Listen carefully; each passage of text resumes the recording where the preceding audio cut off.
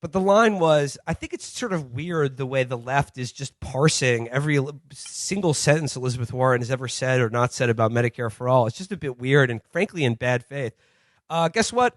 We were right. Yep. That parsing was actually very necessary and led us to the correct conclusion, which is that she does not actually really want or care about Medicare for All. Nope. And you can tell that by this switcheroo she's doing now where she's saying, public option first. I'm going to split it into two bills.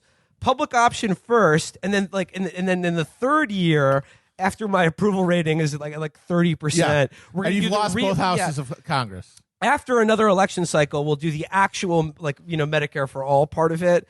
And it's just, I'm sorry, this is just the same exact dodge that Pete and Biden and Kamala all do. It's Medicare for All, who won it? It's just a shorter time frame. Yes. But it's still the same bullshit.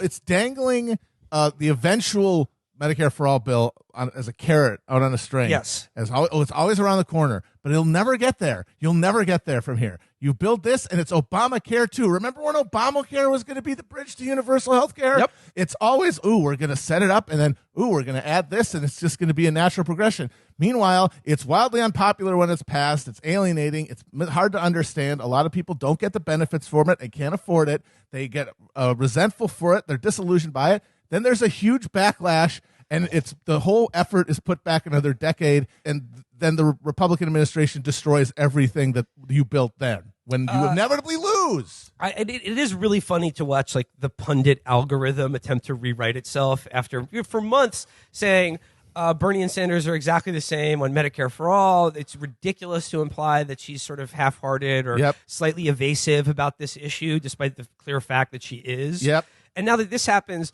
the new line is that it's just about priorities. And she's prioritizing an anti-corruption bill or the wealth tax first, which is fine. But then they say, there's no chance that the Medicare for All is going to pass this. How are you going to get Joe Manchin or Kristen Sinema to vote for it? Well, how are you going to get them to vote for Elizabeth Warren's Exactly. bill? It's this. They both stand the exact same. They will vote for it if it ends up being an Obamacare-style giveaway that they gut and rewrite with the insurance companies. Exactly. If it is a real public option that is threatening the way they say it is, they will either undermine it over time or they will not let it pass. This is an existential fight because the private health insurance exists or it doesn't. And if it exists, it will dictate the market and it will exploit people and it will cause death because it will ration care by ability to pay. That is inevitable if you have health insurance as an industry. It has to go and it will fight to the end.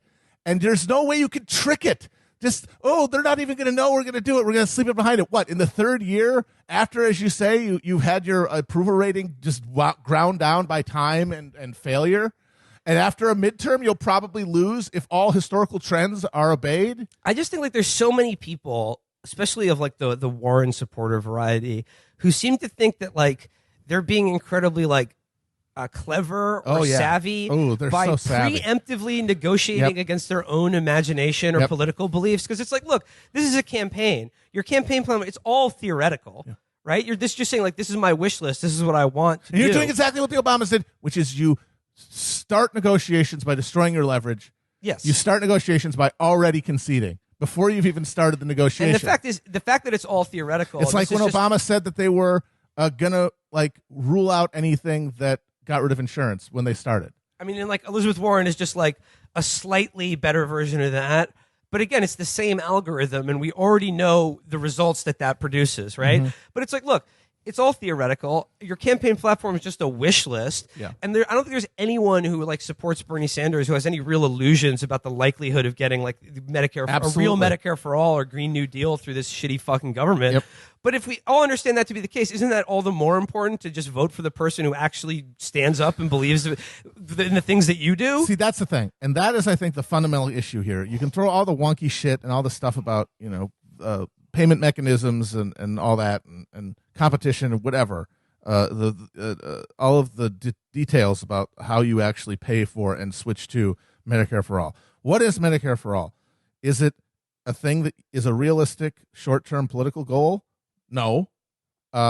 It's a weapon.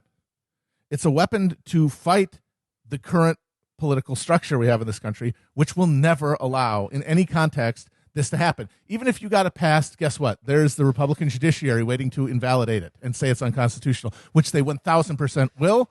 So that means that you can't have it in this system. So that means you have to destroy the system. You have to challenge it and beat it. You have to change the terms of the debate by reorienting the political structure, by massively increasing the number of people who vote, by re-energizing the labor unions, like by making a labor movement that can create points of leverage and through work stoppages, where you literally can challenge the government and challenge capital on their own terms. And the way you start with that is with a fucking issue that you can say we want. And people want it because they know it will help their lives. And we want it, but why it isn't happening is because of this system. And you use it to smash it down. You don't already start by negotiating away from it and muddying the waters about what it really means and turning it into this arid, bureaucratic backroom deal that eventually leads to something no one's going to give a shit about. Even if, you don't understand how it really works and what is actually more realistic?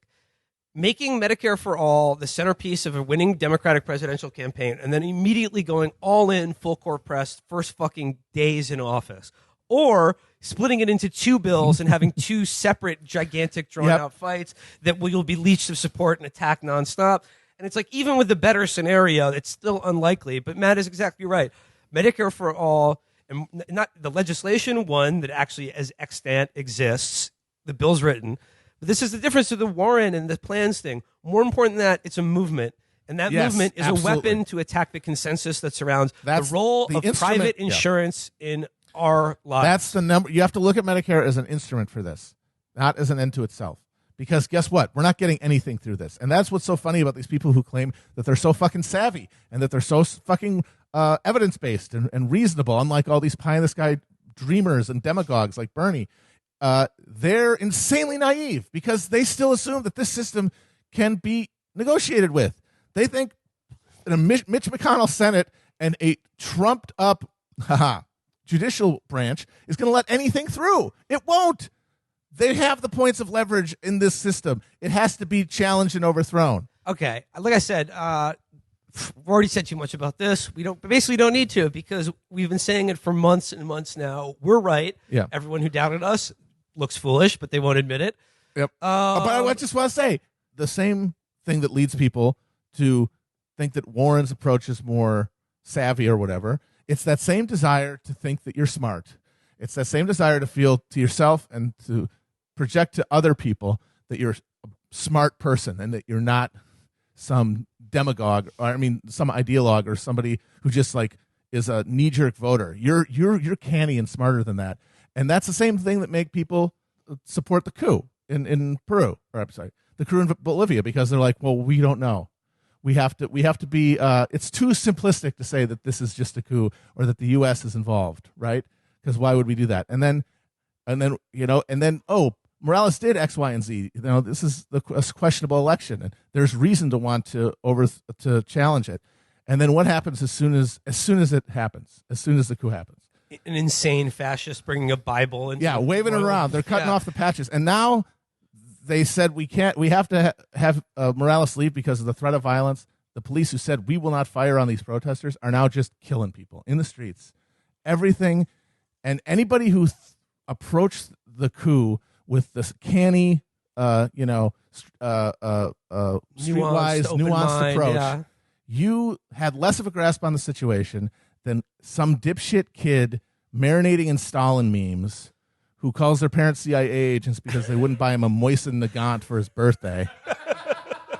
That kid has a better grasp of that situation than you did because he could see at least the reality of capitalism and the Western imperialism, which are things you can't accept because those are too simplistic of answers. But I'm sorry, some questions have simple answers, and if you understand those simple answers, you get a hell of a lot closer to the truth. So what these people end up being is fucking suckers and chumps.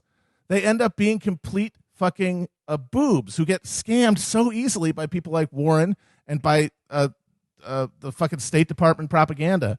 All I will say, though, there's still room on board the Bernie train. Come on over. The water's nice. The water's great. Well, I'll just say this on the show is that I have a 1 week amnesty period. At the end of this week, anyone who has been Warren curious up until now, they have till the end of the week to come forward, and I will take them off of my pay no mind list. And this is a one-time only offer. At the end of the week, it's all done. So just let you know that. Moving on from Warren, we're going to spend the rest of the show talking about Mayor Pete because